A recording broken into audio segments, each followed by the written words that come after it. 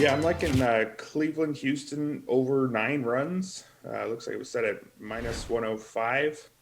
I actually thought about this as maybe taking Cleveland as a big underdog, and that's because I don't really have faith in Zach Greinke at this point.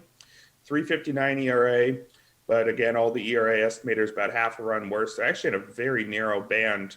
FIP, XFIP, and XERA all are between 4.13 and 4.17. So there's quite a lot of agreement on how good he is at this point in his career. He's kind of like what I just talked about with Cole Irvin, which isn't really what you want to hear from a guy with Zach Greinke's reputation. Doesn't strike guys out anymore. 18.5% strikeout rate is, I believe, his lowest in well over a decade. Doesn't walk guys, just 5% walk rate, but his 40.6% ground ball rate is his lowest since 2007.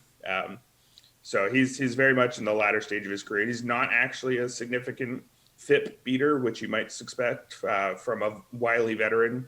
He actually had an ERA over a run worse than his FIP last year, and his ERA and FIP are almost identical for the course of his career. On the other side, JC Mejia, 7.42 ERA in about 30 innings is a lot worse than he deserves. He actually does keep the ball on the ground well, has about a league average walk rate, doesn't get a ton of strikeouts. I think he's probably going to settle in as a fine back end starter, but the Astros offense is just so good this year that a fine back end starter isn't going to keep their run total down. The team's averaged 9.7 runs here, so that's all it takes is an average day to beat this over.